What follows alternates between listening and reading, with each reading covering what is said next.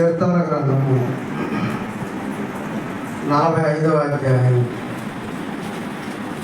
కీర్తన గ్రంథము 45వ అధ్యాయం ప్రారంభించుకుంటాను. ఒక దివ్యమైన సంగతితో నా హృదయము బహుగా ఉప్పొంగుచున్నది. నేను రాజును గూర్చి రచించిన దానిని పలికెదను. నా నాలుక త్వరగా వ్రాయువు అని కలములు లేనున్నది. నరుల కంటే నీవు అతి సుందరుడమై ఉన్నావు. నీ పెదవుల మీద దయారసము పోయబడి ఉన్నది. కావున దేవుడు నిత్యము నిన్ను ఆశీర్వదించును. శూరుడా, నీ కత్తిమాలను కట్టుకొనుము. నీ తేజస్సును నీ ప్రభావమును ధరించుకొనుము. సత్యమును వినయముతో కూడిన నీతిని స్థాపించము. నీ ప్రభావమును ధరించుకొని వాహనం ఎక్కి బయలుదేరము. 5వ వచనం. నీ బాణములు వాడిగలవి, ప్రజలు నీ చేత కూలుదురు. నీ బాణములు రాజు శత్రువుల గుండెల్లో చొచ్చును. దేవా, నీ సింహాసనము నిరంతరము నిలుచును. నీ రాజదండము న్యాయార్థమైన దండము. నీవు నీతిని ప్రేమించి భక్తిహీనతను ద్వేషిస్తున్నావు. పిల్లగా రాయబడుతున్న సందర్భంలో కోరాహు కుమారులు రాసిన కీర్తన. ఈ కీర్తన ఎవరు రాసేది? కోరాహు కుమారులు రాసిన కీర్తన. ఏమని రాశారయ్యా అంటే, ఒక దివ్యమైన సంగతితో నా హృదయం బహుగా ఉప్పొంగుచున్నది. నేను రాజును గురించి రచించిన దానిని పలికెదను. నా నాలుక త్వరగా వ్రాయువు అని కలము వలె ఉన్నది. ఏదో ఒక ఉన్నతమైన సంతోషాన్ని కలిగించే ఒక ఉన్నతమైన స్థితి మాటలను గురించి కోరాహు కుమారుని పరిశుద్ధాత్మ ప్రేరణ ద్వారా దేవుడు రాయిస్తూ వారికున్న ఆ విలువైన, ఆ దివ్యమైన, ఆ సంతోషకరమైన సంగతిని అందరికీ తెలియజేయాలని, ఒక దివ్యమైన సంగతి వారి హృదయంలో ఉప్పొంగుతున్నప్పుడు అని వారి నాలుక త్వరగా కలము వ్రాయువు అని వారి నాలుక చాలా త్వరపడిందంట ఈ మాటలు రాయడానికి. వారి నాలుక ఏమైందట? చాలా త్వరపడిందట.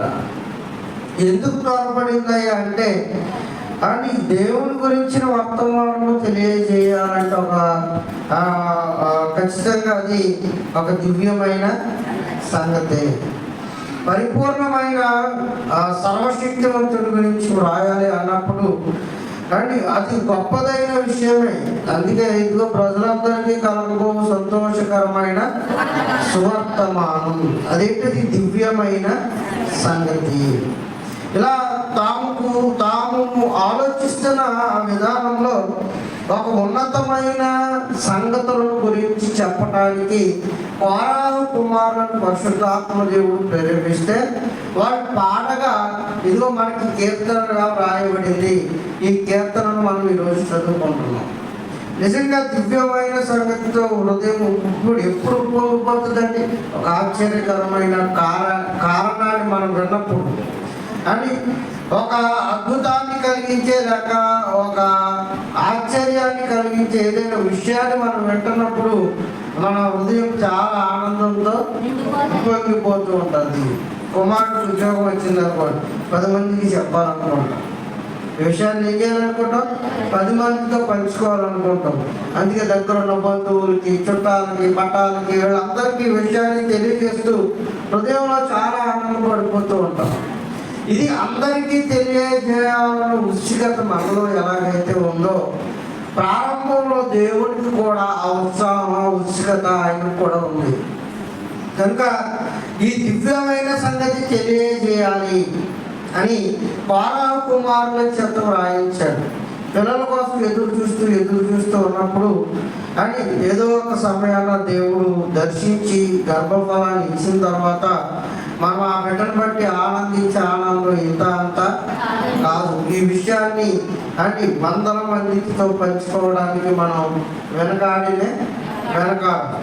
ఇక ఒక ఆశ్చర్యకరమైన సంగతి జరిగినప్పుడు వాళ్ళు ఈ ప్రింట్ మీడియా కానీ పేపర్ మీడియాలు కానీ ఇవి కూడా ఈ వార్తా సమాచారాన్ని అందరికీ తెలియజేయాలి. వెంటనే అర్జెంటుగా వెంటనే అందరికీ తెలియజేయాలన్న ఆనందంతో ఉత్సుకతతో అండ్ ఒక సమాచారాన్ని ఒక శుభవర్తమానాన్ని 10 మందితో పంచుకోవాలన్న ఆనందం ఎలా భూమి మీద ఉన్న మనుషులకు ఉందో అలాగే పరలోకమందున్న తండ్రికి కూడా తాను చెప్పాలనుకున్న ఒక దివ్యమైన సువార్తమానం అది కూడా అందరితో పంచుకోవాలని ఆలోచన చేసిన మహనీయుడు కోరాహ కుమారుల చేత ఆ గ్రంథంలో ఆ కీర్తనని పొందుపరచడం జరుగుతుంది. ఇక ఈ కీర్తన గురించిన ఈ రచయితలు ఈ కోరాహ కుమారుల గురించి ఆలోచిస్తే వీళ్ళ యొక్క పరిస్థితి ఏంటయ్యా అని ఆలోచిద్దాం. ఇక్కడ చేయబెట్టండి. దినవృత్తాంతాల మొదటి గ్రంథం 9వ అధ్యాయం. దినవృత్తాంతాల మొదటి గ్రంథం 9వ అధ్యాయము 19వ వచనం నుండి చూద్దాం. ప్రియులారా, ఎవరు ఈ కోరాహు కుమారులు చూద్దామండి. దినవృత్తాంతాల మొదటి గ్రంథం 9వ అధ్యాయము 19వ వచనం. మరియు కోరాహు కుమారులకు అభ్యాసాపునకు పుట్టిన కోరే కుమారుడైన షల్లూమును వాని పితరుని ఇంటి వారును వాని సహోదరులకు సేవా సంబంధమైన పని మీద నుండి గుడారములకు ద్వారపాలకులై ఉండేది. ఎవరయ్యా ఈ కోరాహు కుమారులు అంటే దేవుని సమాజ మందిరంలో పరిశుద్ధ స్థలం దగ్గర ఆ గుడారానికి సేవా సంబంధమైన పనుల మీద అధికారం వారిది. పైపెచ్చి ద్వారపాలకులుగా వారు అక్కడ ఉన్నారు. ద్వారపాలకులుగా ఉన్న వీళ్ళు యెహోవా యొక్క ఉన్నత స్థితిని గురించి తన కుమారుని రాకను గురించి అత్య ఆనందభరితులై ఆ ద్వారపాలక అక్కడ యెహోవాను సన్నిధించడం, యెహోవాను ఆరాధించడం, యెహోవా ఎడల అని వారు చూపుతున్న భయభక్తులను మనం చూస్తే వారికి దేవుడు తెలియజేసిన ఆ సువార్తమానాన్ని అనేక మంది జనాంగానికి తెలియజేయాలి అన్న ఆలోచన మీద ఉన్న వాళ్ళు కీర్తన 45 రాయటం అనేది మనం చూస్తాం. ఇక ఈ కోరాహు కుమారుల గురించి ఇదే దినవృత్తాంతాల మొదటి గ్రంథం 26వ అధ్యాయం అంతా అండ్ ఈ ద్వారపాలకుల విభాగం గురించి చెప్పబడుతున్న సందర్భమే. 26వ అధ్యాయము ప్రారంభ వచనం చూద్దామండి. ద్వారపాలకుల విభాగమును కూర్చి ఆసాపు కుమారులలో కోరే కుమారుడైన మెషెల్యమా కోరాహు సంతతి వాడు. ఎవరు ఈ కోరాహు సంతతి వాడు అంటే మెషెల్యమా ఎవరంటే కోరే కుమారుడు. కోరే కుమారుడు ఎవరయ్య అంటే ఆసాపు కుమారుడు. వీళ్ళ లిస్టు ఎందుకు ఇస్తున్నాడు అంటే వీళ్ళంతా ద్వారపాలకుల విభాగానికి సంబంధించిన వారు. అంటే దేవుని యొక్క మందిరము దగ్గర సేవా పనులను చేస్తూ దేవుని యొక్క మందిరంలో ఆయనతో అనునిత్యము సత్సంబంధాలు కలిగి భక్తి పారవశ్యంలో మునిగిపోతున్న వారే కోరాహు కుమారులు. ఈ కోరాహు కుమారులు రాసిన కీర్తన గ్రంథం 45వ అధ్యాయంలో రాయబడిన కీర్తన. ఇలా భక్తి పారవశ్యంలో మునిగిపోతున్న ఈ కోరాహు కుమారులు రాసిన ఈ కీర్తనలో ఒక దివ్యమైన సంగతితో నా హృదయం ఏమవుతుంది? బరువుగా ఉప్పొంగుతున్నది. ఎందుకు అలా ఉప్పొంగుతుంది అంటే కానీ ఒక రాజును కూర్చి రక్షించాలని పలికాడట పరిశుద్ధాత్మ ప్రేరణ ద్వారా. ఒక రాజును కూర్చి రచించిన దానిని నేను పలకాలని నా హృదయం ఉప్పొంగిపోతుంది.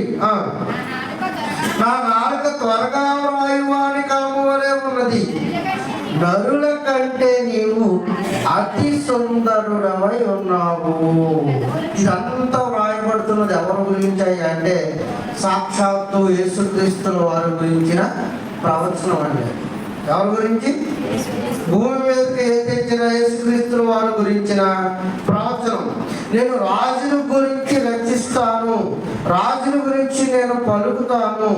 ఏమని పలుకుతానంటే, నా నాలుక త్వరగా వ్రాయు వాని కలము వలె ఆయనను గురించి వ్రాయాలన్న నిర్ణయానికి వచ్చింది. ఎవరి రాజు? ఎవరి రాజు? భూ సంబంధమైన రాజులు అని మనం ఆలోచిస్తే కాదు. ఎందుకంటే వాళ్ళ గురించి రాయడానికి అంత ఆసక్తి ఏమి కోరాహు కుమారులకి లేదు. అక్కడ ఉన్న దావీదు సంతానం వచ్చిన రాజులు కానీ, అక్కడ ఉన్న గ్రీకులు కానీ, అక్కడ ఉన్న రోమ సామ్రాజ్యంలో ఉన్న రాజుల గురించి కానీ, ఆయన ఎవరి గురించి కూడా రాయాలన్న ఆలోచన వారికి లేదు. పైపెచ్చి వాళ్ళ గురించి రాయాల్సిన అవసరత దేవుడు కూడా లేదు.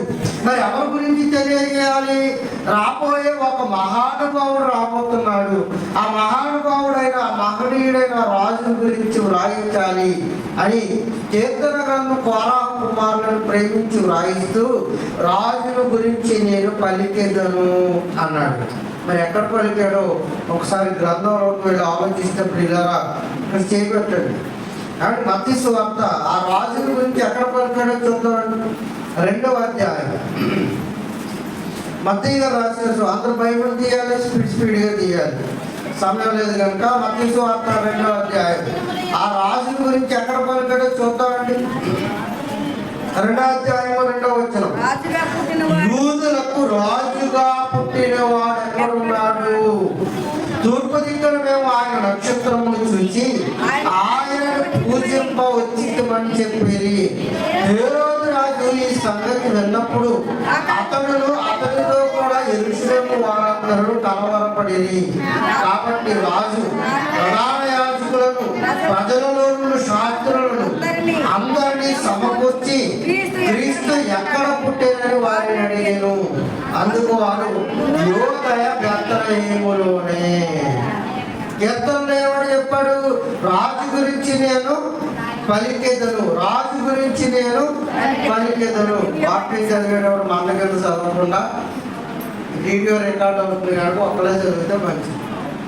మందన్న మాట కట్ చేయించేస్తాను, నేను కష్టపడ్డాను కనుక ఏదో ఎవరో ఒకరు చదవండి. సతీష్కి ఏం మాట్లాడాలో తెలియక మొక్కలు ఎదుర్కోండి, ఎవరు ఆపట్లా. కనుక ఒకరే మాట్లాడే వరకు ఉండాలి. కాబట్టి ఆ రాజుల గురించి నేను పలికేదును అన్నాడు. ఎక్కడ పలుకుతున్నాడు అంటే, ఇదిగో మత్తయి సువార్తలో యేసుక్రీస్తు జననంలో రాజు కనబడుతున్నాడు. ఆ రాజే ఈ రాజు, ఆ రాజే యేసురాజు. యేసురాజు అంటే మళ్ళీ నన్ను అనుకునేరు ఆయన యేసు ప్రభు. అండ్ 2వ అధ్యాయం 2వ వచనం, యూదులకు రాజుగా పుట్టిన వాడు ఎక్కడున్నాడు? మేము ఆయన నక్షత్రమును చూసి ఆయన పూజింప వచ్చితిమి. రాజు పుట్టాడనగానే ఎక్కడ పుడతాడు? ఎక్కడ పుట్టాలి? ఎక్కడ పుట్టాలి? రాజు కుటుంబంలో పుట్టాలి. అంటే ఈయన ఎక్కడ పుట్టాడు? మరి ఒక అడ్డంకి వారి కుటుంబంలో పుట్టాడు. అలాంటప్పుడు ఈయన రాజుగా ఎలా చేసుకోవాలంటే, ఈయన ఎలా రాజు అయ్యాడో రాత్రి విన్నాం, అంతకు ముందు రోజు విన్నాం, శుక్రవారం విన్నాం, శనివారం విన్నాం. ఎలా రాజు అయ్యాడో మనం తెలుసుకున్నాం. ఇక ఈ రాజు గురించి లిఖించబడిన దాన్ని త్వరగా పలకాలి అన్న ఆత్రత కోరాహు కుమారులను ప్రేరేపించి ఆ కోరాహు కుమారుల ద్వారా గ్రంథస్థం చేయించిన దేవుడు ఎక్కడ పలికిస్తున్నాడయ్యా అంటే, ఇదిగో తూర్పు దేశపు జ్ఞానులు యేసు పుట్టాడన్న సంగతి విని నక్షత్రం పుట్టింది. నక్షత్రాన్ని చూసి కానీ వారు బయలుదేరడం ఆరంభించారు. యూదులకు రాజుగా పుట్టినవాడు ఎక్కడున్నాడని తెలుసుకోవడానికి. ఆ రాజుల గురించే మీకా గ్రంథం 5వ అధ్యాయం 2వ వచనంలో తీయద్దు, మనందరికీ తెలిసిన సందర్భాలే. యోదయ దేశపు బెత్లెహేము అక్కడే ఉంది. యోదా వారి కుటుంబంలో స్వల్పగ్రామమైన దానిమైనను ఇశ్రాయేలీయులను నా ప్రజలను పరిపాలించు అధిపతి నీలో నుండి వస్తాడు. పరిపాలించేవాడు వస్తాడు. పరిపాలించేవాడు ఎవడైనా రాజు, పరిపాలకుడు. రాజు తెలుగు మీనింగ్స్ అర్థం ఏంటి? పరిపాలకుడు అని అర్థం. రాజు అంటే పరిపాలకుడు. మళ్ళీ కులం అనుకునేది రాజాకి అర్థం ఏంటమ్మా? పరిపాలకుడు, పరిపాలించేవాడు. ఈయన ఎవరు? రాజు, పరిపాలకుడు ఈయన. ఇదిగో ఆయన గురించి ఫారో కుమారులు జ్ఞాపకం చేసిన కీర్తనలో ఆ రాజు మరెవరో కాదు, యేసుక్రీస్తు వారే. ఏ రోజు దగ్గరకు వచ్చారు జ్ఞానులు, ఆయన ఎత్తుకుంటూ వచ్చి అసలు ఆ యూదులకు రాజుగా పుట్టినవాడు ఎక్కడున్నాడు? ఏ రోజులో కలవరం ఆరంభమైంది, వెతుకులాట ఆరంభించారు. వెతికి మరి ఎక్కడ పుడతాడు ఏంటి? యోదయ దేశం బెత్లెహేములోనే, ఎందుకంటే లేఖనాలు ఉన్నాయి. ఇక ఆయన పుట్టుక గురించి వ్రాయిస్తూ ఈయన రాజు అన్న ఆలోచన వారికి ఫారో కుమారులకి ఆనందాన్ని కలిగిస్తుందటండి. ఫారో కుమారుడికి ఏం చేస్తుందట? ఆనందం కలిగిస్తుందట.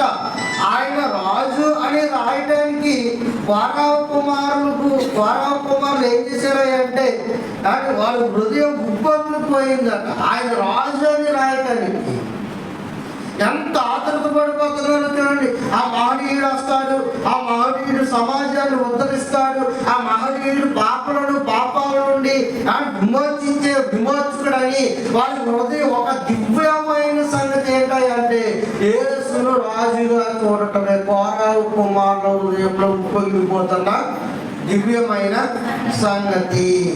అంటే వారు రాజుగా వస్తాడని అక్కడ ప్రస్తావించాడు. మత్తయి సువార్తలో ఆయన రాజుగా చూసాం. కీర్తన గ్రంథం 45వ అధ్యాయానికి మరలా రాగలిగితే ప్రియులరా, కీర్తన గ్రంథం 45వ అధ్యాయానికి మరలా రాగలిగితే, నరుల కంటే నీవు ఎవరివి? అతి సుందరుడివి. నరుల కంటే నీవు ఎవరివి? అతి సుందరుడివి.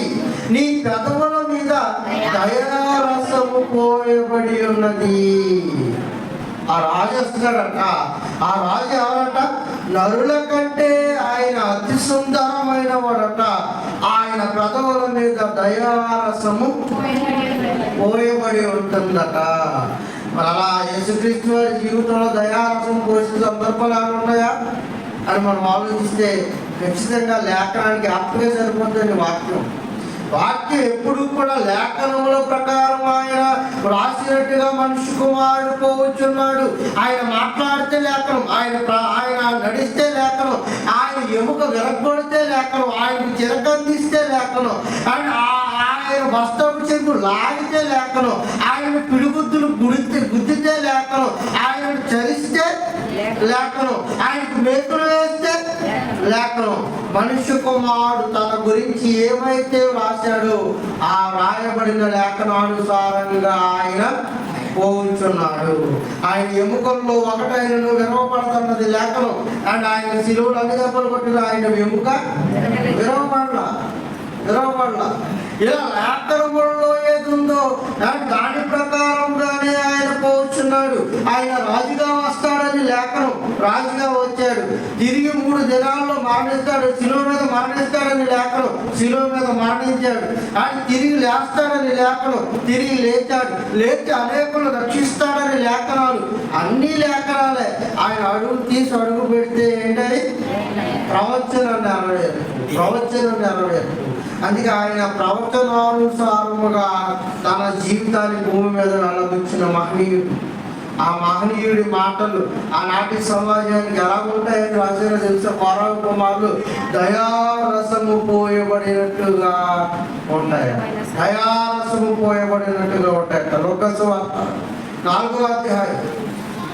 లూకాసు వార్త 4వ అధ్యాయం 22వ వచనం.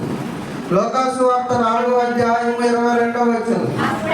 అప్పుడు అందరూ ఆయనను గూర్చి సాక్ష్యం ఇచ్చుచు ఆయన నోట నుండి వచ్చిన దయగలిగిన మాటలకు ఏమయ్యారట? ఆశ్చర్యపోయారట. ఇదే రాశారా ఫారో కుమారులు? ఇదే రాశారు. ఆయన పెదవుల మీద దయారసము పోయబడి ఉన్నది. ఏదైతే లేఖనాన్ని కోట్ చేశారో ఆ లేఖనానుసారంగానే యేసుక్రీస్తు వారి జీవనం. ఆయన గూర్చి సాక్ష్యం ఇచ్చు ఆయన నోట నుండి వచ్చిన దయగలిగిన మాటలకు ఏమయ్యారట? ఆశ్చర్యపోయారట. అంటే ఆయన పెదవుల మీద ఏం పోయబడి ఉంది? దయారసము పోయబడి ఉంది. ఈ విషయం కోరకుమారులు ఎలా తెలిసింది? ఎలా తెలుస్తుంది? అందుకే పరిశుద్ధ ఆత్మ వలన వ్రాయబడిన మాటలే. అప్పుడు తన ఊహను బట్టి చెప్పుట వలన ప్రవచనములలో ఏ లేఖనమును పుట్టదు. మనుషులు తమ ఇష్టానుసారంగా రాసిన కథల పుస్తకం కాదు ఇది. ఎవరో చెట్టు కింద కూర్చొని రాసేసిన అంటే ఏమి ఇప్పటి పురాణాల కథలేమి కావివి. నోటికొచ్చిందాలో రాసుకుంటూ పోయిన జాబితా ఏమి కాదు ఇది. బైబిల్ గ్రంథం పాత నిబంధనలో ఏం చెప్పాడో కొత్త నిబంధనలు యాజిగా నెరవేర్చుకుంటారు. యాజిగా నెరవేర్చుకుంటుందండి. పాత నిబంధనలు ఒక సున్నాయను, ఒక ఒళ్ళైనను, ఒక ఒద్దైనను కొల్లిపోదు అన్న ఆయన మాటలు ఎంత గొప్పగా మీరు ఆలోచించేటప్పుడు ఇలా ఆయన పదవుల మీద దయారసం ఏమైందట? పోయబడి ఉన్నది. కానీ ఆయన వచ్చి మాట్లాడుతుంటే ఆయన మాటలకు సాక్ష్యం ఇచ్చుతూ ఆయన నోట నుండి వచ్చిన దయ్యగల మాటలకు ఏమయ్యారట? ఆశ్చర్యపోయారట. కనికరమ కలిగిన వాళ్ళు ధన్యులు, వాళ్ళు దేవుని చూస్తారు. అదే కదా 12వ ప్రసంగం 18వ అధ్యాయం. ఇవన్నీ ఏంటివి? దయగలిగిన మాటలు, దయగలిగిన మాటలు, దయగలిగిన మాటలు. కొట్టి చెప్పాలని పిలిచాడు. నేడు నీ ఇంటికి రక్షణ వస్తుంది. దయాన్ని బట్టి పాపం వస్తుంది పిలిచాడు. అమ్మ నీ దయాన్ని నేను వదిలిస్తాను, ఇక మీద నా కొరకు పాపాలను విడిచిపెట్టు. దయ. విచారం వచ్చి పట్టబడిన స్త్రీని పిలిచాడు. మీలో ఎవరైనా తప్పు పొరపాటు ఉంటే మొదటి రాయి ఆమె మీద వేయండి అన్నాడు. అని ఎవరు రాయి వేయడానికి ఎదరకు రాకపోగా ఈయన కూడా రాయి వేయకపోవడం ఏంటో తెలుసా? దయకి దయ. అని ఈ దయారసాన్ని చూపించాడు. అమ్మ నీ మీద ఎవరు రాయి వేయలేదా?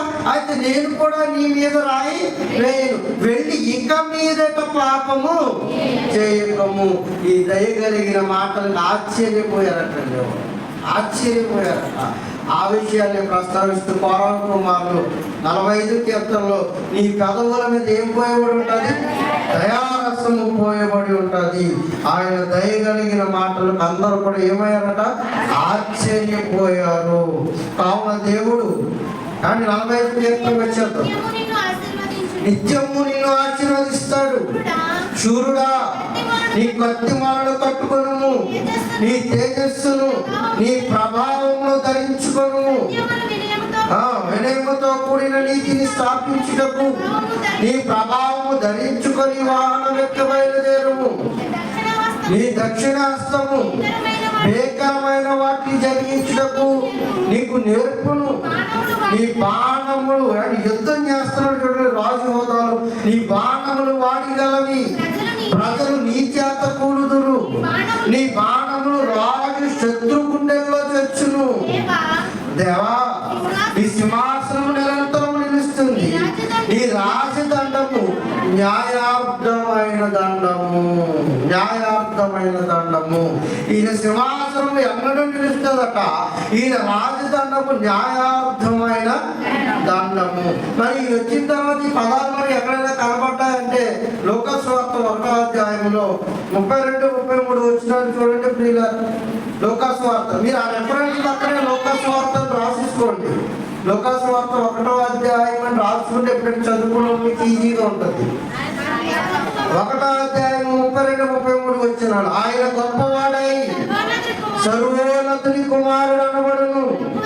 ప్రభు అయిన దేవుడే ఆయన తండ్రి అయిన దావీదు సింహాసనమును ఆయనకి ఇచ్చును.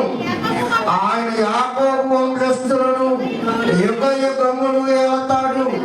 ఆయన రాజ్యము అంతము లేనిదై ఉంటుంది. దేవాని సింహాసనం ఎన్నాళ్ళు ఉంటుంది? నిరంతరము నిలుస్తుంది. కీర్తనలో నీ సింహాసనం నిరంతరము నిలుస్తుంది. నీ రాజ్యదండము న్యాయార్థమైన దండము. అతడి సర్వోన్నతుని కుమారుడు అనబడతాడు. యుగ యుగములు ఆయన ఏం చేస్తాడు? రాజ్యపాలన చేస్తాడు. ఆయన రాజ్యం అంతము లేనిదంటే నిరంతరము నిలుస్తుంది, నిరంతరము నిలుస్తుంది. పారాను కుమారుని ఏదైతే లేఖనాన్ని కోట్ చేశారో అవే లేఖనాలు యేసుక్రీస్తు వారి జీవితంలో కించా కొల్లైనా వద్దైనా తప్పకుండా ఎలా నెరవేరుతో ఏమవుతున్నాయి చూడండి. ఈ విషయాలను రాయటానికట ఫారావు కుమారుల హృదయం ఏమవుతుందట, ఉప్పొంగిపోతుందటండి, చాలా ఉప్పొంగిపోతుందట. కనుక ఆయన ఎలా ఉంటాడయ్యా అంటే, నరుల కంటే నీవెవరివి అతి సుందరమైన వాడవు. నదుల కంటే నీవెవరివి అతి సుందరమైన వాడవు. మరి ఆయన సుందరుడో కాదో పేతురు గారు మాట్లాడుతూ, పేతురు రాసిన మొదటి పత్రిక 3వ అధ్యాయం, పేతురు గారు రాసిన మొదటి పత్రిక 3వ అధ్యాయం 4వ వచనం చూద్దామండి. 4వ వచనం, సాధువైనట్టు మృదువైనట్టునైనా అక్షయామకారము గల మీ హృదయపు అంతరంగ స్వభావము మీకు అలంకారముగా ఉండవలెను. అది దేవుని దృష్టికి మిగుల విలువ కలిగినది. అంటే నరుల కంటే అతి సుందరత్వాన్ని సంపాదించుకునే ఒక గుణం ఉంది. అది సాధువైనట్టు మృదువైనట్టు గుణమును అక్షయ అలంకారము గల మీ హృదయపు అంతరంగ స్వభావము మీకు అలంకారముగా ఉండవలెను. అలంకారముగా ఉండవలెను. నీవు నరులందరికంటే ఎవరివి అతి సుందరుడు. ఎప్పుడు మామూలు పై అలంకారంలో బాగుంటే కాదు సుమా, అని అందరికన్నా మంచి చీర కట్టి, అందరికన్నా మంచి చెప్పులు వేసి, అందరికన్నా మంచి ఫ్యాక్టరీలో మంచి ఎవరిని పెట్టి ఎవరైనా పెట్టుకొస్తే మరి ఏమనుకోకే చెప్తున్నాను. ఉదాహరణ, మన పాస్టర్ గారు నేను ఇలాగ అన్నాడని మంచి నాట్యంలో మంచి చెవులు పెట్టుకొని అని ఒక్కొక్కరు ఉన్నారంటే ఈ కోల్డ్ కప్పెట్టి కంపలు తగిలి చేస్తూ ఉంటారు చెవులకి. పెద్ద కంపలే, చెన్నై కూడా కాదు. కొన్ని చెన్నై అంటే ఏ కోడి వల్ల కప్పెడతారు. కొంచెం పెద్ద కంపలు అంటే ఆ నిప్పు కోళ్ళు అంటే ఎంత బాగా ఉంటాయి. అవి టర్కీ కోళ్ళు అంటారండి. అది ఏం కప్పెడతారు అందులో. ఒక ఉండాలంటే పెద్ద సర్కిలే, పెద్ద సర్కిల్, చిన్నది కూడా కాదు, పెద్దది. ఈ అలంకారాన్ని గురించి కాదు, హృదయాలంకారం అంట. లోపల ఉన్న హృదయాలంకారం, ఇందులో ఉన్న కల్మషం, కుళ్ళు, అసూయ, ద్వేష, పగలు అని విమతాలు, మద్దతులు ఇవన్నీ కదా శరీర కార్యాలు. వీటన్నిటినీ తీసివేసాక ఏం చేయాలట, సాధువైనట్టు మృదువైనట్టు గుణమును అక్షయ అలంకారము గల హృదయపు అంతరంగ స్వభావం మీకు అలంకారముగా ఉండవలేను. సాధు స్వభావంలోనికి రావాలి. ఒకప్పుడు క్రూరుడివా, యేసును నమ్మిన తర్వాత ఏమైపోవాలి, సాధువు అయిపోవాలి. ఒకప్పుడు భయంకరమైన మాట్లాడివా, ఇప్పుడు యేసు వచ్చిన తర్వాత నోట్లో నుంచి మాట కూడా రానట్టుగా ఉండాలి. కనుక అది సాధువైనట్టు మృదువైనట్టు గుణము అక్షయ అలంకారము గల హృదయపు అంతరంగ స్వభావమును మీరు అలంకారముగా ఉండవలెను. అది దేవుని దృష్టికి నరుల కంటే సుందరత్వం అంట. నరులు చేసుకున్న మేకప్ కన్నా సుందరమైనది. కనుక అది నరుల కంటే ఆయన అతి సుందరుడు అయిపోతాడు. ఈ విషయాలని వాళ్ళు రాస్తూ మనసులో చాలా ఉప్పొంగిపోతున్నారు ఈ విషయాలు రాయటానికి. ఎవరు? ఫారావు కుమారుడు. కనుక ఆయన అందరికీ ఎవరైనా ప్రభువు, యేసుక్రీస్తు అందరికీ ప్రభు, అందరికీ రాజు. ఆ రాజు గురించి రాయడానికి, ఆ దివ్యమైన సంగతిని తెలియజేయడానికి ఫారావు కుమారుల దాన్ని హృదయం ఏమవుతుందట, ఉప్పొంగిపోతుంది. 15వ వచనంలో కూడా మంచి మాటలు రాయిస్తూ 45:15 ఉత్సాహ సంతోషములతో వారు వచ్చుతున్నారు, రాజనగరులో ప్రవేశించుతున్నారు. నీ పెద్దలకు ప్రతిగా నీవు కుమారులుందురు, భూమి అందంతటా నీవు వారిని అధికారులుగా నియమించదు. భూమి అందంతటా వారిని ఎలా చేస్తావు? అధికారులుగా నియమిస్తారట. ఆయనకు కుమారులు వస్తారట, ఉత్సాహ సంతోషాలతో వాళ్ళు వస్తారట, రాజనగరంలో ప్రవేశిస్తారట, పెద్దలకు ప్రతిగా కుమారులు ఉంటారట. భూమి అందంతటా నీవు వారిని అధికారులుగా నీవు నియమించదవు. అలా నియమించడం లేదో చూద్దామండి. పేతురు రాసిన మొదటి పత్రిక తన పిల్లలైన వారందరూ అధికారులుగా నియమించడం లేదో చూద్దాం. పేతురు రాసిన మొదటి పత్రిక 2వ అధ్యాయం 2వ అధ్యాయం 9వ వచనం.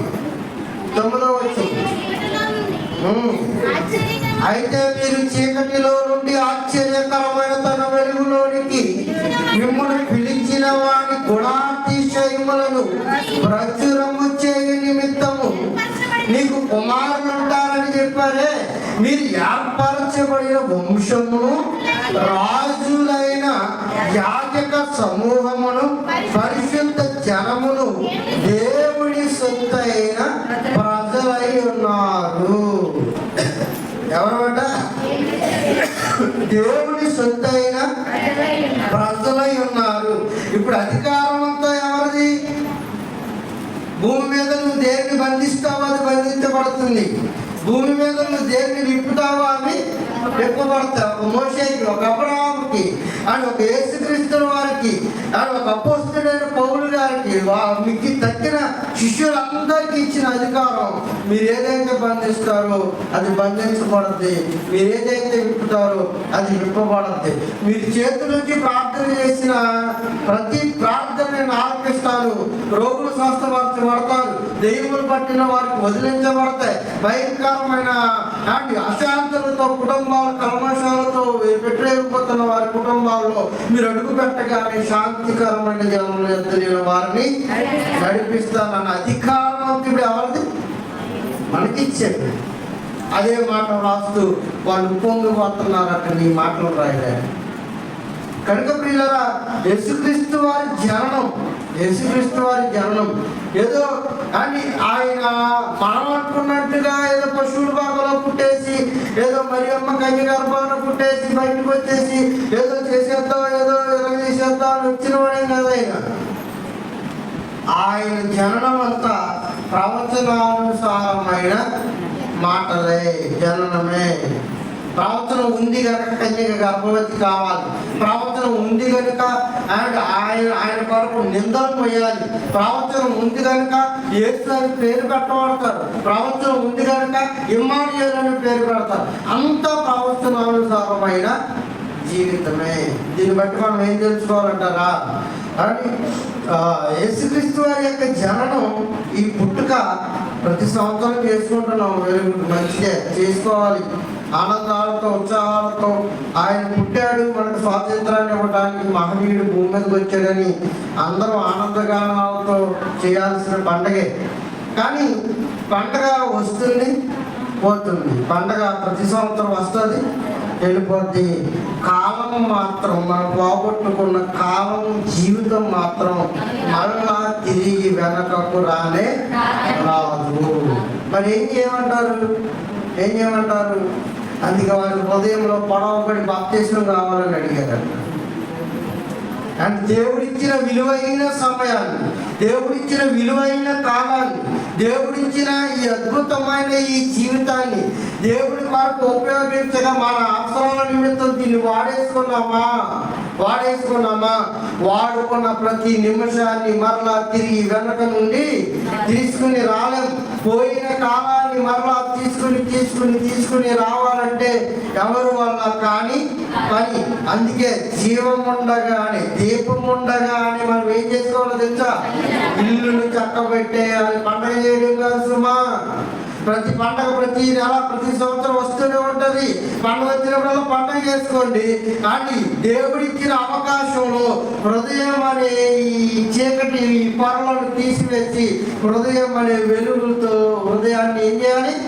నింపాలి. హృదయం అనే వెలుగులు నింపాలి. ఎందుకంటే కాలం సంకుచితమైనది, తిరిగి వెళ్ళిపోతే మరలా తిరిగి మనకి రాదది. చాలా విలువైన కాలం. ఈ విలువైన కాలాన్ని వృధాగా వదిలేసామనుకోండి, ఈ విలువైన కాలంలో యేసుక్రీస్తుని తెలుసుకోలేదనుకోండి, ఈ విలువైన కాలంలో మనం బాప్తిస్మం తీసుకోలేదనుకోండి, ఈ విలువైన కాలంలో మన రక్షణ భాగ్యంలోనికి వెళ్ళలేకపోయామనుకోండి, ఆయన చనిపోయిన తర్వాత ప్రభు నన్ను పిలిచే ప్రతి వాడిని నేను పరలోకానికి రానియను, అక్రమము చేయవన్నారా, మీరెవరో నాకు తెలియదు. అందుకే పండగ ప్రతి సంవత్సరం వస్తుంది. ఈ దేవుడిచ్చిన కాలం మాత్రం రాదు. దేవుడిచ్చిన కాలం మాత్రం తిరిగి రాదు. ఏ క్షణాన్న ఏ సమయాన్న గాలిలో గాలిగా కలిసిపోద్దో, మన్నులో మన్నుగా కలిసిపోద్దో తెలియదని ఇంతలో కనబడి అంతలో మాయమయ్యే ఆవిరి వంటి వారు. అరే ఇప్పుడే కనబడ్డాడంటే ఇంత అనుకుంటాం, సాయంత్రానికి అవుట్ అయిపోవచ్చు. తెలియదు ఎవరైనా సరే అందరికీ మరణం అందరికీ ప్రాప్తిస్తుందండి. మరణం అందరికీ ప్రాప్తిస్తుంది, ఏ ఒక్కరిని వదలదండి. అది ముసలివాడికైనా ప్రాప్తిస్తుంది, పిల్లలకైనా ప్రాప్తిస్తుంది, పెద్దవాడికైనా ప్రాప్తిస్తుంది, మధ్య వయసు వాడికైనా ప్రాప్తిస్తుంది, పెద్ద కులమోడికైనా వస్తుంది, చిన్న కులమోడికైనా మరణం వస్తుంది. మరణం అందరికీ సంప్రాప్తం అవుతుంది. ఇదిగో ఇక్కడ ఉండగా మన కాలరాగేసిన ఈ కులం ఉన్నది, ఆ కులం నీకు ఎంత వస్తుంది, నాకు ఎంత వస్తుంది అనుకున్నవాడు అలా 6 అడుగుల పొద్దులోనికి కావలసిన వాడే. ఆ విషయాన్ని మాత్రం గుర్తుపెట్టుకోవాలి. దేవుడిచ్చిన సమయంలోనే మారు మనసుకు తగిన ఫలాలను ఫలించాలి. అందుకు ఆయన వచ్చాడు. ఈ సంగతి చెప్పడానికి వాళ్ళ హృదయం ఏమైపోతుంది? ఆనందముతో ఉప్పొక్కుపోతున్నాయి. అయ్యో మాకు లేని అవకాశాలు మీకు రాబోతున్నాయి, మీకు వస్తున్న ఏ అవకాశాన్ని కాలు జాగ్రత్త చేసుకుంటూ సుమా. వచ్చే అవకాశం వచ్చినప్పుడే దాన్ని గెయిన్ చేసుకోవాలి.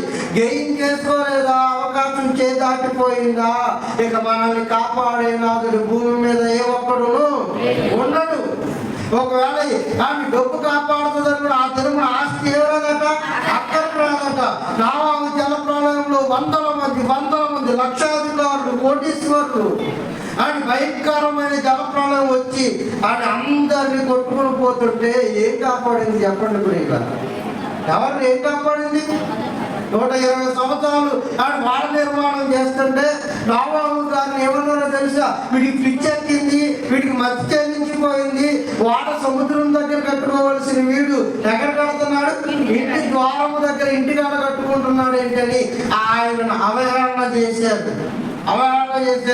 మీకు తెలియదు అబ్బాయి, నాకు దేవుడు కనిపించి చెప్పాడు, ఇదిగో మాకు ఒక పెద్ద జల ప్రళయం రాబోతుందట, భూమి మీద ఉన్న సమస్తము నేల మొలకలు సైతం లేకుండా ఏం చేస్తారట? తుడిచిపెట్టేస్తాడా అంటారు.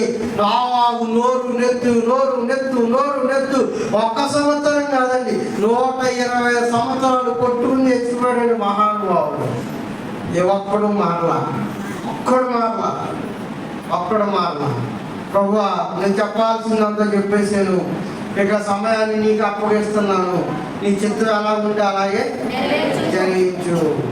భయంకరమైన జలప్రళయం వచ్చేసింది, మీదడిపోయింది అని జలప్రళయంలో అందరూ కొట్టుకుపోతున్నారు. ఆ దినాన నోవాహును కాపాడుకొని ఎంతమంది వచ్చుంటారో, చేతులు అందించుంటారో.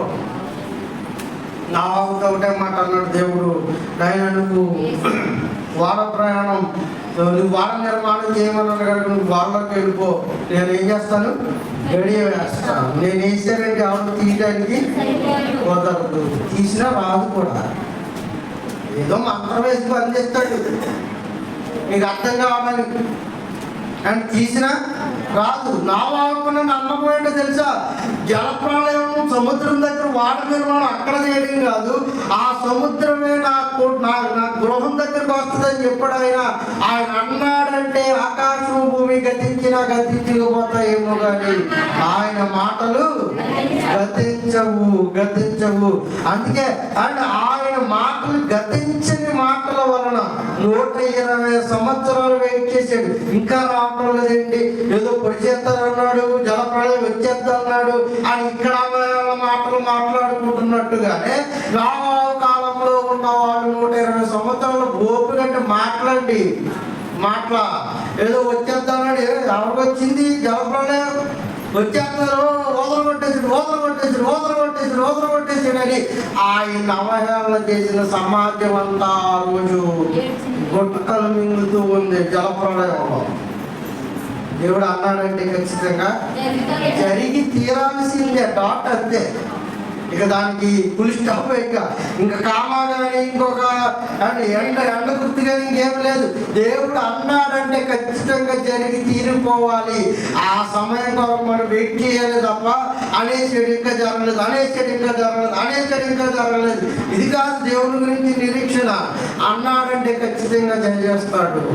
అబ్రహాము సంతానం ఇస్తానన్నాడు, అని వెళ్ళిపోయినా ఇచ్చేలా సుమారుగా 10 సంవత్సరాలు వెయిట్ చేయించాడు. 10 సంవత్సరాలు శారాకి గర్భాన్ని ఇవ్వడానికి. అండ్ అనేసాడు కదా, ఇచ్చేయాలి కదా అనకండి. ఆయన ఇవ్వాలనుకున్నప్పుడు మాత్రమే ఇస్తాడు. ఈలాగా మనం తలక దాని కిందకు పెట్టి కాళ్ళు పైకెట్టి తలకిందులుగా పిండి మొక్కలు వేసేసినా ఆ కార్యము జరగదు. జకరియా ఎలిజబెత్తులు ఎన్ని సంవత్సరాలు ప్రార్థన చేస్తే ఆయన వృద్ధాప్యంలో ఇస్తాడండి వాళ్ళకి గర్భఫలాన్ని. కానీ ఆయన ఇవ్వాలనుకున్నప్పుడు ఇస్తాడు. 10 సంవత్సరాల నిరీక్షణలో అసలు నిలబడవా, ఉంటావా, పోతావా అన్న టెస్ట్లో ఆయన కూడా ఉండాలి కదా. మరి గర్భఫలాన్ని ఇచ్చేసి ఆ గర్భఫలాన్ని నువ్వు వెతుకుని వెళ్ళిపోతే ఆయన వృధాగా దాన్ని వాడేవా? ఇక్కడ గర్భఫలాన్ని పనిచేసిన వాళ్ళు ఈరోజు సమాజంలో భయంకరమైన టూర్లుగా తిరగడం లేదండి. దేవుడు ఇచ్చిన బహుమానాలను దేవుడికి వాడక కానీ వాళ్ళు భయంకరమైన వాటి దగ్గర పెట్టి ఆయన ఆ వీధుల వెంట వాళ్ళు తిరుగుతుంటే ఆయన మనస్సు పశ్చాత్తాపం పడదా? ఆయన మనస్సు నచ్చుతుందా? ఆయన మనస్సు అందుకే వెయిట్ చేస్తాడు. అందుకే ఆయన ఇవ్వాలనుకున్నప్పుడు ఇస్తాడు. ప్రార్థన అయితే వదులుతాడు కానీ అది నిర్ణయ కాలాన్ని మాత్రమే జరవేస్తుంది. ఆ నిర్ణయ కాలం వరకు వెయిట్ చేయాలి. కన్యక గర్భవతి కుమారుని కంటదని యేసుక్రీస్తుని కడకమునకు 700 సంవత్సరాల క్రితం 700 సంవత్సరాల క్రితం ప్రవచనం. 700 సంవత్సరాలకి మాట్లాడి అబ్బో చాలా లాంగ్ పీరియడ్. 700 సంవత్సరాల తర్వాత యేసు పుట్టాడు. చాలా మంది నమ్ముతుండకపోవచ్చు. అందుకే నమ్మిన వారు ఎవరు? నమ్మని వాడు శిక్షకు పాత్రుడు. చాలా మంది నమ్ముండకపోవచ్చు కానీ యెషయా నమ్మాడు. అందుకే గ్రంథస్థుని చేయించాడు. తెలుసా? గ్రంథస్థుని చేయించాడు. దేవుడు అన్నాడంటే ఖచ్చితంగా జరిగి తీరుతుంది. ఏవో అని కలబులు మాటలో, ఏవో వాళ్ళ సొంత మాటలో, ఏవో వాళ్ళకి ఏదో వచ్చి ఏదో మాట్లాడుతుందంట అని ఎవరు ఏమనుకున్నా పర్వాలేదు కానీ దేవుడు మాట్లాడేసాడు. ఆయన నోటంట మాట బయలు వెళ్ళిందా ఖచ్చితంగా జరిగి తీరుతుంది. ఆ విశ్వాసాన్ని మీరు ఉంచండి. ఖచ్చితంగా మీరు ఆయన ఆ రుచిని మీరు చూస్తారు. ఆ రుచి మనకు తెలుస్తుంది. కనుక దేవుడిచ్చిన ఆయుష్కాలం, పండగలు వస్తూ ఉంటాయి, పోతూ ఉంటాయి. దేవుడిచ్చిన ఆయుష్కాలం మాత్రం తిరిగి రాదు. ఆయన స్వరూపము దేవుని స్వరూపము కలిగిన వాడే సిలువలో ఆయన స్వరూపాన్ని అంతా నలగొట్టుకుని మన నిమిత్తం ఏం పెట్టాడట? ప్రాణం పెట్టాడట. మన నిమిత్తం అట ఆయన ప్రాణం. కనుక ఆయన ప్రాణానికి విలువనివ్వాలి, ఆయన త్యాగానికి విలువనివ్వాలి, ఆయన స్వరూపానికి విలువనివ్వాలి. ఆయన అందిస్తున్న రక్షణ భాగ్యాన్ని కోరావు కుమారులు పొంగిపోయినట్టుగా దేవుడు మనం కూడా నీతిగా బ్రతికితే, పరిశుద్ధంగా బ్రతికితే మనకు కూడా పరలోకం ఇస్తానంటున్నాడు. మనం కూడా ఉప్పొంగిపోవాలి. ఇవి దివ్యమైన సంగతులను మర్చిపోకండి. ఆశ్చర్యపోయారట. ఆయన దయ కలిగిన మాటలకు ఆశ్చర్యపోయారట. అండ్ ఆయన చేస్తున్న అద్భుతాలకు ఆశ్చర్యపోయారట. ఈయన మొట్టమొదటి కుమారుడు కాడ ఈయన తల్లిదండ్రులు మన మధ్య తిరగలేదా? ఈయన అన్నదమ్ములు మన మధ్య తిరగలేదా? ఈయనంటే ఇంత గొప్పగా మాట్లాడుతూ ఈ జ్ఞానం ఎక్కడిది ఈయన అనుకున్నారట. ఈ జ్ఞానం ఎక్కడిది ఈయనకి? ఈ జ్ఞానం ఎక్కడిది అని ఆశ్చర్యపోయారంటే ఆనాడు 12 సంవత్సరాల వయసులోనే శాస్త్రులు, పరిచయులు కానీ ఆయన చేస్తున్న ప్రజ్ఞకు అండి ఆయన ఆశ్చర్యపోయి అమ్మో ఈయనకి ఇంత గొప్ప జ్ఞాన సంపాదన ఎక్కడి నుండి సంపాదించుకున్నాడని ఆశ్చర్యపోయారట. ఇంకా గట్టిగా మాట్లాడితే అసలు పసిబాలుడిగా ఉన్నప్పుడు జ్ఞానులను ఆయన సాష్టాంగ నమస్కారం చేశారు. ఆయనకి ఎవరికి? మాట్లాడలేదు. మాట ఇంకా బయటకు రాలేదు. ఊకలు లేవు. కానీ ఆయన ఏంటి మహత్కార్యాలు, సూచక్రియలు చేయలే.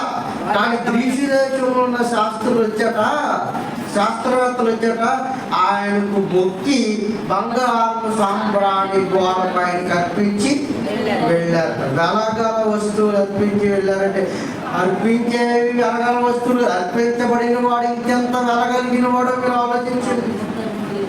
అని ఒక వస్తువుని వ్యాధి పెట్టుకున్నామంటే అది ఎంత ఉపయోగకరమైంది ఉంటేనే దానికి అంత కాస్ట్ పెట్టాలనిపిస్తుంది. వాళ్ళు పెట్టండి, ఎంత డబ్బులు పెట్టండి అనుకుంటాం.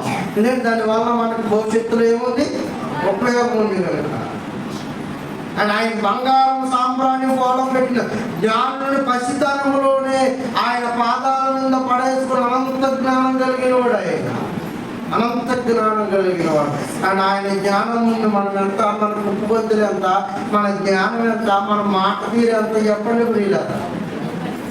అందుకే ఆ మహనీయుడు భూమి మీదకి రాబోతున్నాడని వారి హృదయాలు ఏమయ్యాట, ఆనందపడిపోయాట. కనుక ఆకాశం భూమి గతించుకుపోతాయేమో కానీ ఆయన మాటలు ఎన్నడూను గతించవని గ్రహిస్తారని కొద్ది మాటలు ఆయన వెంకటలు ఆశీర్వదించి దీవించును గాక. ఆమేన్. కళ్ళు మూసుకుంటే ప్రార్థన చేసుకున్నాను. సాయంత్రం కూడుకుంది కనుక కళ్ళు మూసుకుంటే ప్రార్థన చేసుకున్నాం. బహుళంగా మహాగణుడా, సర్వసృష్టికి ఆధారభూతుడైన మా తండ్రి, పిల్లలైన వారందరూ నీ మాటలు ఉన్నారు. దేవ గ్రంథంలో రాయబడిన ప్రతి లేఖనం గొప్పదే. ఈ పరిశుద్ధ ఆత్మ ప్రేరణ ద్వారా ప్రభావం నీకు మహిమకరముగా మాకు జ్ఞానాన్ని నేర్పిస్తూ ఎన్నో విలువైన సంగతులు నీ గ్రంథంలో రాయబడిన ప్రకారం నీవు భూమి మీద నీకు జీవనాన్ని కొనసాగించావని, ఇవనైనా మాకు సమయం ఉండగానే మా జీవితాలను చక్కబెట్టుకోవాలని, సమయం అయిపోతే మళ్ళా ఈ జీవితం తిరిగి రాదని, పండగ ప్రతి సంవత్సరం చేసుకోవచ్చు కానీ మారు మనసు ఒకేసారి పొందాలని బిడ్డలకు వివరించారు. ఎంతమంది విన్నారో ఎంతమంది గ్రహించారో నాకు తెలియదు కానీ విన్న వాక్యాన్ని ఇక్కడ దులుపుకుని వెళ్ళిపోయేవారుగా కాక విన్న వాక్యాన్ని కూడా చేత పట్టుకుని ప్రభు హృదయాల్లో భద్రపరుచుకొని వారి పిల్లలకు వారి పిల్లలకు ఈ మాటలు తెలియజేయడానికి సమయం ఉండగానే మా ఇల్లులను చక్కబెట్టుకునే గొప్పదైన సదావకాశాన్ని మాకు అనుగ్రహించి మాటలు తెలియజేసినందుకు మీకు వందనాలు తెలియజేస్తున్నాను. ఇప్పుడు వచ్చిన పిల్లలందరినీ ఆశీర్వదించండి, కాపాడండి ప్రభు. మీ ఆశీర్వాదాలతో ప్రతి కుటుంబాన్ని ఎత్తుపట్టుకోండి. దీనులు మల్పుము అభాగ్యులము ప్రభు, ఎన్నికలేని వారమైన యాజకత్వాన్ని మాకు అప్పగించి ఇదిగోనండి యాజకత్వం చేస్తున్న మా కుటుంబాన్ని కూడా నీ రెక్కలతో భద్రపరుస్తారని ఆశిస్తూ సాయంత్రం జరగబోయే ఆరాధనతో మీ సహాయ సహకారాలు అందించి సమస్త ఘనత మహిమ ప్రభావాలు మీరే పొందుకుంటారని సమస్త బిడ్డలను మీ రెక్కల క్రిందకి అప్పు చెబుతూ కొద్ది ప్రార్థన నజరుడైన యేసు వారి నామంలో అడిగి వేడుకొని ప్రార్థిస్తున్నాం.